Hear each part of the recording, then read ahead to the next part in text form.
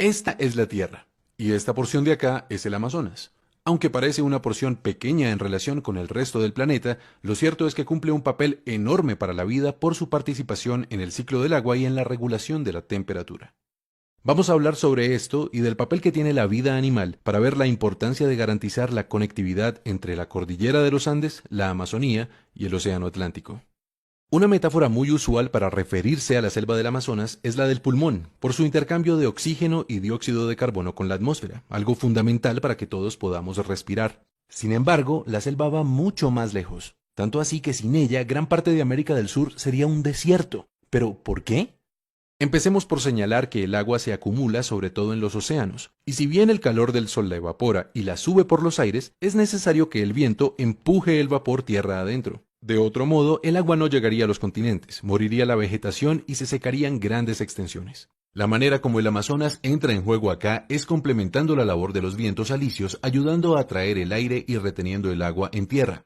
Esta es una hipótesis fascinante. Según ella, los bosques son también responsables de los vientos porque la transpiración de los árboles genera un vapor que cuando se enfría se condensa. La condensación disminuye la presión del aire y entonces se crean vacíos que succionan aire de los océanos hacia el continente. Este proceso, realizado a la escala de 600.000 millones de árboles que hay en el Amazonas, produce fuertes vientos de aire húmedo, casi como ríos voladores provenientes del Atlántico. Y así se generan las nubes y la lluvia que hidrata el continente. Ahora, dentro del continente aparecen los Andes. Ellos reciben el agua que traen los vientos, ayudan a retenerla con su vegetación y la distribuyen por toda la tierra con los ríos. Y los ríos llevan el agua de vuelta al océano Atlántico para que el proceso se repita. Eso en cuanto al ciclo hidrológico. Ahora consideremos la temperatura. Sabemos que el dióxido de carbono actúa como una barrera que impide que el calor salga de la Tierra. Este es el famoso efecto invernadero. Pues bien, los árboles contrarrestan dicho efecto absorbiendo el dióxido de carbono de la atmósfera a través de la fotosíntesis. Con esto y con los sumideros de dióxido de carbono bajo tierra, el Amazonas anualmente le quita a la atmósfera más de 1 billón de toneladas de este gas, ayudando a contrarrestar el calentamiento global, que es consecuencia de nuestra sobreproducción de gases de efecto invernadero.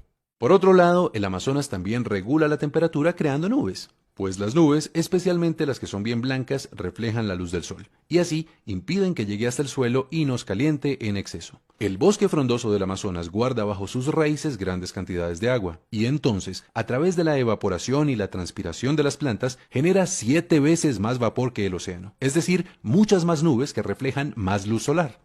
En resumen, regular la cantidad de oxígeno y de dióxido de carbono, mantener la temperatura dentro de ciertos rangos y participar en el ciclo del agua generando los vientos y reteniendo el agua en la tierra son algunas de las funciones que la Amazonía realiza de manera integrada con el Océano Atlántico y con la cordillera de los Andes. Sin embargo, todavía no tenemos la imagen completa. ¿Qué nos puede faltar?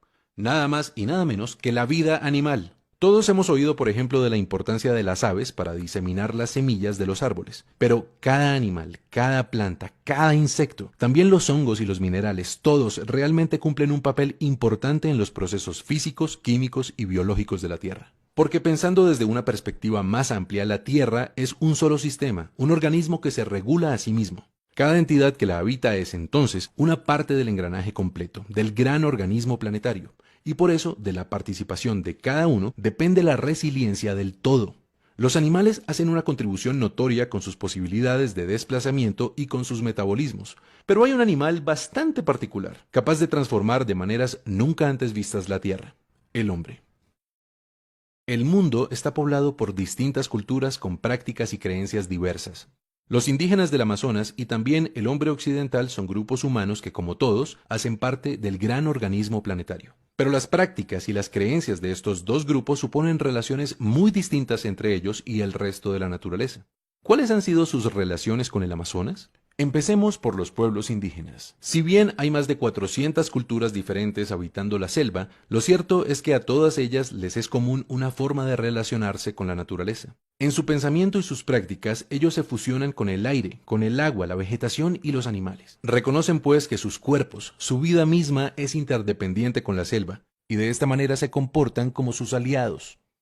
Son miles de años de relación entre el Amazonas y los pueblos indígenas en los que la vida ha sido perfectamente sostenible con toda su diversidad. Y sería un error suponer que lo logran porque no transforman la naturaleza. Hay evidencia de que una décima parte de la tierra alta del Amazonas fue suelo fértil creado por ellos para ser aprovechado. Se sabe también que han afectado la selección de especies por su utilidad en la alimentación y los rituales. Y en todo caso, llegaron a ser millones de personas habitando el bosque. ¿Cómo han logrado ese equilibrio? Con conocimiento. En la educación indígena se prepara al individuo para vivir en armonía con el entorno natural y social en que nace. Ellos se transmiten el respeto por los espíritus guardianes del universo, que los llevan a hacer un uso responsable de los recursos y a entender que el consumo afecta el flujo y la distribución de la energía en el sistema global. De forma que sus prácticas son coherentes con estas ideas y buscan mantener el balance que afectan con sus acciones. Así, por ejemplo, los indígenas del Amazonas solían cambiar la ubicación de sus asentamientos cada 20 años, con el propósito de permitir que la naturaleza se regenerara. ¿Y los occidentales? Bueno, su relación ha sido distinta. En lugar de sentirse como un ser integrado dentro de la totalidad, los occidentales se han concebido de manera separada. En su proceso de construcción cultural suelen crear una dicotomía particular entre naturaleza y sociedad. A la naturaleza acuden insistentemente en busca de la materia que les permite crear y sostener el espacio que construyeron para sí, la ciudad. Por eso, el Amazonas ha sido para ellos fuente de madera y petróleo e incluso un estorbo para la ganadería, entre muchas cosas que, en últimas, destruyen el equilibrio entre la selva y sus habitantes. Ha sido, pues, una comprensión insuficiente del equilibrio natural con consecuencias indeseables para la vida misma. Y solo hasta ahora, el occidental empieza a entender la importancia de que su civilización crezca de manera sostenible. Precisamente por eso es que hemos empezado una gran discusión ecológica global. Hoy queremos decir que un paso muy importante en dirección de la sostenibilidad es garantizar la preservación del Amazonas y su conectividad con la cordillera de los Andes y el Océano Atlántico, porque resulta que todas las funciones ecológicas que realiza este ecosistema no las hace solo como una suma de árboles y ríos, de ninguna manera. El Amazonas, el océano y la cordillera deben ser un continuo ecológico a través del cual fluya la energía y la información. Es decir, que fluyan los ríos terrestres y aéreos, el oxígeno, el dióxido de carbono y otros elementos, la roca sedimentaria y también la información genética y las prácticas culturales, para que todo esto en conjunto garantice la diversidad que da mayor resiliencia al sistema entero. La labor que se ha hecho hasta ahora ha sido muy importante y ya está cubierto gran parte del territorio que necesitamos integrar en modelos sostenibles. Los gobiernos han puesto de su parte para crear áreas protegidas y reconocer territorios indígenas, pero nos siguen faltando algunas zonas entre esos parches que garanticen la conectividad. Una conectividad que no solo fortalecerá los servicios ambientales, la resiliencia del planeta y la estabilidad climática, sino que nos dará la oportunidad de articularnos con los pueblos indígenas para repensar nuestra relación con la tierra. ¿Cuál es la mejor manera de relacionarnos con ella? ¿En qué consiste nuestra riqueza? ¿De qué depende nuestro futuro?